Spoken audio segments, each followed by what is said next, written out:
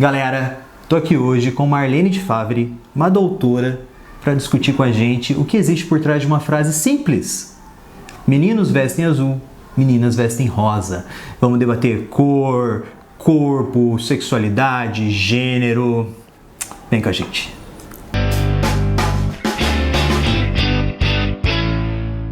E aí galera, estou aqui hoje com a Marlene de Favre, ela que é doutora em História e ministra a disciplina de História e Relações de Gênero na UDESC, além de coordenar o Laboratório de Estudos de Gênero e Família, ou seja, ela tem muito conteúdo para trazer para a gente nessa discussão sobre cor. Quando a gente pensa em cor, a gente está falando de uma ilusão, porque a cor em si é simplesmente a interpretação psicológica que a gente tem da refração da luz. Os corpos eles absorvem a luz e eles refletem uma informação eletromagnética. O nosso olho, a nossa retina absorve aquilo e ele interpreta psicologicamente. Ou seja, às vezes o amarelo que eu vejo não é o amarelo que você vê. E as pessoas não sabem necessariamente o que é cor e muito menos o que é gênero. E quando a gente tem uma polêmica que envolve cor e gênero, aí danou-se. Aí ninguém mais sabe o que está falando, se é besteira, se é cortina de fumaça. Por isso eu queria a presença de uma especialista para falar um pouquinho. Acho que podemos começar pelo o que é gênero, né? Então, Rodrigo, obrigada por essa conversa. Eu acho muito bom que a gente aborde essas temáticas nesse momento histórico, que a gente está vivendo, não só nesse, mas especialmente nesse momento histórico. Eu sou especialista em História e Relações de Gênero e a cor não é minha especialidade, o estudo da cor, mas a polêmica que envolve cor e gênero, ela tem dado o que pensar e o que refletir nesse momento, Se a gente tiver claro que o gênero é uma palavra que significa uma teoria científica para pensar as relações sociais, as relações sexuais, as relações culturais, as relações de poder dentro da sociedade, ela não é o gênero não é uma ideologia. O gênero é uma categoria de análise, portanto, para pensar as relações de poder e posse e domínio dentro da sociedade. Então, está havendo uma grande confusão no que estão chamando de ideologia de gênero. É um grande equívoco dizer que trabalhar com a categoria gênero nos currículos escolares seria prejudicial à família, Qual família? Então, gênero é uma categoria de análise importantíssima, nós não podemos prescindir dessa categoria em nome de uma sociedade que traga equidade de gênero. Porque se eu paro e penso que existe uma ideologia de gênero, eu poderia dizer que eu poderia transformar as pessoas numa coisa em outra? Sim, e não é isso, Do que estão nos acusando é de que as disciplinas e os temas, que envolvem gênero e sexualidade nos currículos escolares, nas escolas, transformariam as pessoas em um gênero diferente ou fariam com que as pessoas quisessem mudar de sexo, e não é nada disso. Isso é um equívoco muito grande, mas isso tem um objetivo muito claro. Que é ideológico. Que são as forças conservadoras que vêm já há bastante tempo promovendo uma desqualificação do gênero, porque o gênero emancipa as mulheres, assim como o feminismo. A Conferência de Cairo, em 1994, e a Conferência de Pequim, em 1995, foram as duas primeiras conferências que vão trazer as discussões sobre os direitos reprodutivos, os direitos das mulheres, o empoderamento, a equidade de gênero. Em 1995, o gênero aparece na Conferência de Pequim, e isso vai fazer com que a Igreja Católica, vai passar com mais força ainda fazer o enfrentamento a isso, Eu quero lembrar que no ano de 2004, o então Papa Ratzinger, ele vai escrever, textos dizendo que as mulheres devem sim voltar aos papéis prescritos que estão na Bíblia, A demonização dos estudos de gênero e feminismo é uma demonização das mulheres e do poder das mulheres. E quando a gente pensa nessa coisa de o menino usa azul e a menina usa rosa, isso acaba sendo um resgate disso tudo, Dominação do corpo, porque muita gente aponta, isso é apenas uma cortina de fumaça.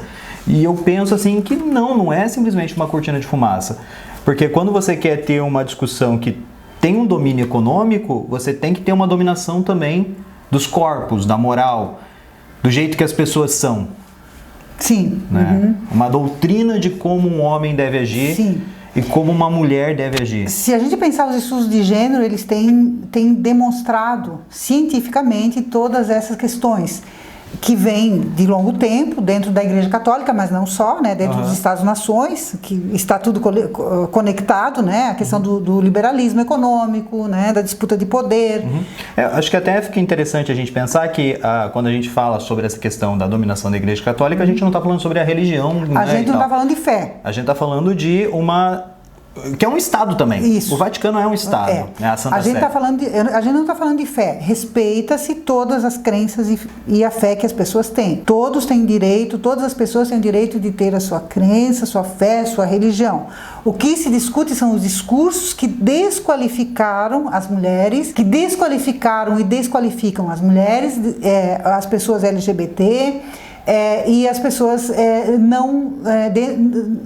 que não estão dentro daquilo que eles consideram a única forma ideal de família, né? Que é a família heterossexual. Portanto, se exclui todas as outras famílias, todas as outras formas de viver em sociedade.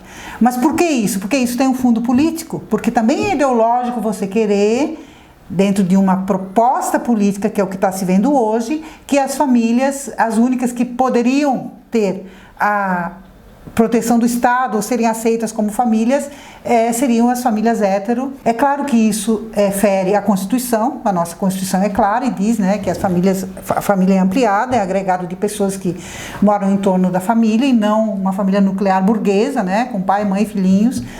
E trazendo isso para a cor, quando alguém que tem uma representatividade hoje diz que menina veste rosa e menino veste azul, ela está definindo como se fosse natural que meninos vestissem azul e meninas rosa. Isso é uma construção cultural, né? Pois é. A cor, ela não define ninguém. A cor tem diferentes significados. Em cada cultura, uma cor tem um significado, na outra cultura pode ter outro. Tem algumas convenções, por exemplo. O branco é convencionalmente dito como representação da paz. O verde como representação da esperança. E assim vai. Aqui no mundo ocidental. No mundo ocidental. Mas são convenções do mundo ocidental. Isso não significa que a cor que você está usando e que eu estou usando, vai nos definir, né? Sim. Se eu paro e penso no Oriente, por exemplo, o branco está muito associado à morte, ao luto. Justo. Não, então, o verde a outras questões. O que define as pessoas não é a sua cor, não é a roupa que ela usa, não é a forma que ela dança, se diverte, não é a sua classe social. O que define as pessoas é os seus princípios, as suas ideias, o seu caráter, né? Mas não a cor. Quando alguém diz que a cor nos define, está, na minha visão, cometendo quase que um crime. Né? Então isso é muito sério, né, nesse momento, porque a cor não nos define. Sim, a convenção, né, para quem não sabe, de azul e rosa, né, de azul para meninos e rosa para meninos, é uma coisa muito recente, não tem nem 100 anos. Não tem nem 100 anos. E foi uma construção do século XX. Se você olha quadros de mulheres do século XVIII, XIX, né, na história da arte até antes, a maioria das mulheres está sendo representada com azul. Até a própria Virgem Maria é sempre representada com manto azul. Assim como Cristo vai aparecer muito com vermelho e rosa em várias partes, né? O rosa é a cor do casamento no Japão, onde o homem e a mulher costumavam tradicionalmente usar o rosa. Tipo, não tem nada a ver com necessariamente o que a gente pensa hoje, né? Exatamente. Essa convenção, que também é uma convenção social, cultural, ocidental, né, de que meninos deveriam vestir azul e meninas rosa, ou devem vestir, é absolutamente paradoxal se a gente pensar com relação às outras culturas e se a gente pensar que isso é uma camisa de força. É fácil notar isso, né? A gente entra numa loja de brinquedos perto de uma data, tipo o Dia da Criança, brinquedos para meninos em azul, meninas em rosa. Por que isso? Né? Isso é um padrão heterossexual normativo, né? Nós temos que quebrar essas normatizações. E quando a gente fala heterossexual normativo, não quer dizer que quando a gente fala quebrar, né, o padrão heterossexual normativo, não quer dizer assim, então vamos transformar eles em homossexuais. Não é isso. Absolutamente não é isso. É mostrar que... as pessoas têm o direito de fazer escolhas, inclusive da cor da roupa que vai estar utilizando. Isso, né? Não vai transformar Isso ela não vai em homossexual. transformar. Não é uma ideologia de gênero que eu coloco uma roupa rosa num menino e ele aos poucos vai deixar de ser heterossexual. Porque Exatamente. isso não existe. Isso é a grande falácia, isso não existe, né? É a grande falácia. E a gente sabe que, por exemplo, a fala de uma pessoa que diz que menina deve vestir rosa, menino azul, ela reforça estereótipos, prescreve papéis sociais e sexuais como se menino veste azul, portanto, ele é masculino, tem a sua masculinidade definida através da virilidade, da força, da macheza. A menina veste rosa, portanto, ela vai ser dona de casa, mãe, protetora dos seus filhos, né? Ou seja, um ideal que não existe na sociedade contemporânea. Discrimina, né? E desqualifica pessoas, fixa um conteúdo único. Que absurdo! Imagina você ver livros didáticos onde os meninos todos de azul e as meninas todas de rosa.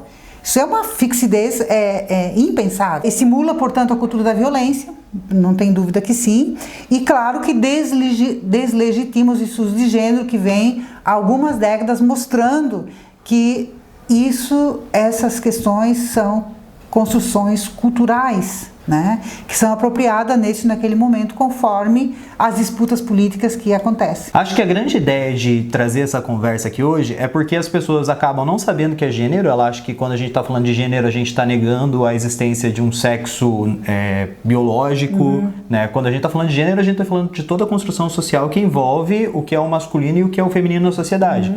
Quando você fixa um azul para um e o rosa para o outro, você está fixando esses valores. E o que a gente quer é discutir esses valores, o que são estruturas sociais. Quando uma pessoa fala que um veste assim e o outro veste assado, ela está criando uma ideologia sobre esse papel social. Né? E por que incomoda tanto pensar sobre essa questão de gênero? E aqui eu cito a Simone de Beauvoir: sempre que temos uma crise política, filosófica, social, econômica, os direitos das mulheres são os primeiros a serem questionados. Né? Então, assim, o que tem aqui quando eles falam ideologia de gênero?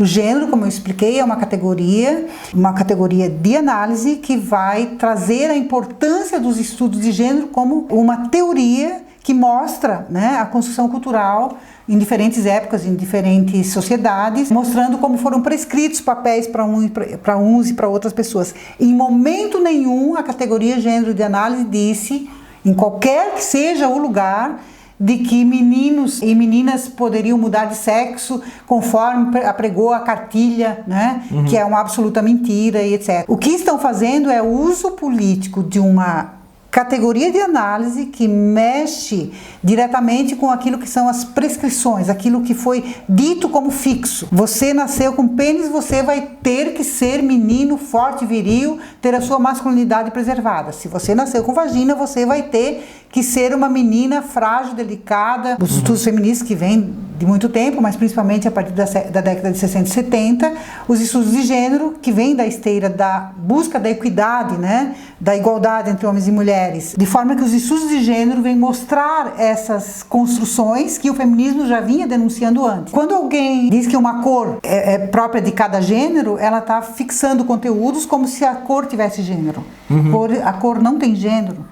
A cor, como eu expliquei, são originalmente associadas a nenhum gênero e a nenhum sexo. Né? A cor é a cor que se escolhe, a cor é cultural também. O uso da frase ideologia de gênero, como eu já expliquei, essa frase não existe, ela foi inventada, é um ataque contra os direitos das pessoas LGBT e um ataque muito sério. É como se essas pessoas não pudessem existir.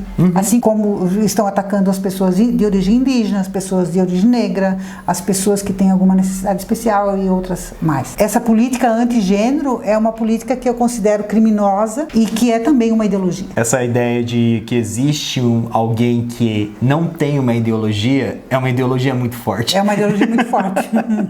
E acaba sendo totalmente contraditório. Porque... É claro. É bom lembrar que a palavra ideologia tem historicidade. A palavra ideologia é uma palavra das mais importantes nos estudos históricos, sociológicos, econômicos, etc. Tomar a ideologia solta, né, sem a sua historicidade, é um erro. No caso de como está sendo hoje usada essa palavra para a ideologia de gênero, é absolutamente sem fundamento, né? Então, não devemos dar crédito a isso, né? Infelizmente, isso está sendo usado como uma questão de poder e de política, né? É o que a gente tinha comentado um pouquinho antes da gente começar a gravar, né? É que o próprio estudo de Foucault vai falar muito como o viés econômico vai sempre utilizar a dominação dos corpos em prol da sua própria ideologia. É uma questão de poder, é um aparato de poder. Né? Eu controlo como as pessoas devem ser para poder expandir o meu poder também ao controle econômico e as outras esferas da vivência. É bem sério esse momento, porque assim, ó, nós temos hoje no mundo e no Brasil, e fixando no Brasil, um percentual muito alto de violência de gênero. Quando eu falo violência de gênero, eu estou falando de morte de mulheres, morte de crianças sendo estupradas, e na maioria das vezes dentro de casa, dentro de casais heteronormativos, né? Então, disso não se fala, né? Vai se falar de outras coisas, não se fala daquilo que é o cotidiano. Numa escola, por exemplo, o professor e a professora que estão lá, eles têm que ter habilidade de lidar com crianças de diferentes culturas, com diferentes origens, com diferentes classes sociais, com diferentes religiões e muitas vezes com históricos de violências, né? E não podendo abordar essas questões, como ficamos? Quando uma ideia de um projeto tem como foco, né, retirar os estudos de gênero dos currículos escolares, está fazendo o quê? Está cometendo um crime. Está impedindo de que se estude, que se perceba, que se analise, que se avalie essas questões nas escolas e principalmente está impedindo que as crianças possam ter ali muitas vezes um refúgio da violência que elas sofrem dentro de casa, porque a maior parte das violências ainda, infelizmente, é realizado, principalmente o estupro infanto-juvenil, é realizado dentro de casa, né? Sim. Dentro da família. Então, discutir o gênero nas escolas é imprescindível. Qual é o grande problema? Como é que liga cor, feminismo, gênero, educação, direito das mulheres, direitos das populações LGBT e outras? Isso tudo se liga porque dentro desse âmago está o controle dos corpos. Eu vou falar de uma instituição religiosa, que é a Igreja Católica, poderia falar de outras, mas eu vou ficar nessa, vem ao longo dos últimos séculos reforçando, né, papéis prescritos de mulheres à imagem de Maria e homens à imagem daquele provedor, protetor, né?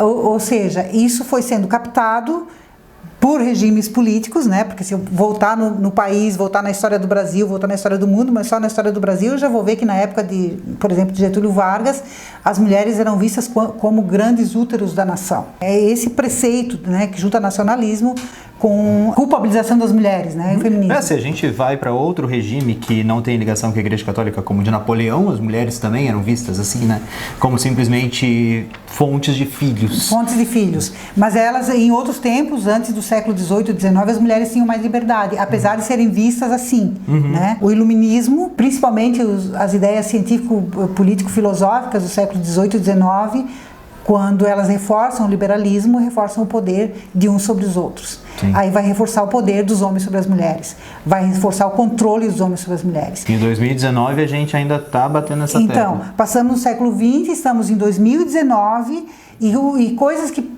pensávamos estarem já saturadas ou já tínhamos passado por elas, já tínhamos avançado, voltam agora com força que parece que retrocedemos à Idade Média.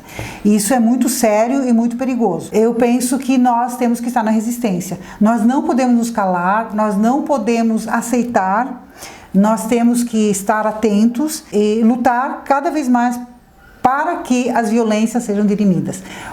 A grande questão que tem nesse jogo todo é a questão da violência. A violência contra pessoas e a violência contra mulheres e a violência contra crianças. Essa violência vem de relações de poder que são construídas nas relações de gênero, construídas na cultura, nas relações que as pessoas têm na sua cultura, na sua origem, na sua comunidade, na sua casa, no seu estado, no seu país, enfim, e que acabam levando à violência. Então, trabalhar com a categoria de análise de gênero e deixar claro a importância do feminismo como um movimento político, social, filosófico que busca a igualdade entre homens e mulheres e mostrar às meninas que elas têm poder sobre o seu próprio corpo e aos meninos de que a masculinidade não vai ser afetada se ele não usar azul, se ele não for violento, se ele não for viril, não botar sua virilidade no jogo de futebol e onde quer que seja. O homem não precisa ser tóxico, né? O homem não precisa ser tóxico e a mulher não precisa ser submissa. Os homens e as mulheres têm que viver em equidade, que é uma palavra muito importante que significa direitos iguais. Ter direitos equitativos, direitos iguais. Quando homens e mulheres se respeitarem, tiverem direitos iguais e todos tiverem acesso à educação, a uma educação de gênero que seja emancipatória, como está sendo, então nós teremos uma sociedade mais justa, mais igualitária, mais cidadã, com os direitos humanos resguardados, com cidadania, com democracia e com liberdade. Eu nem tenho o que falar mais. Só tenho a agradecer, Marlene. Muito obrigado pela sua fala. Galera, cor. Olha só a discussão que sai quando você para pensar numa frase que diz que azul é de menino, rosa é de menina. A construção, né, todo o discurso que existe em volta. Me diz aí, o que você acha sobre tudo isso? Quais são as suas ideias? Vamos debater sempre com respeito, claro. Eu quero uma conversa. O que a gente está fazendo aqui é uma conversa.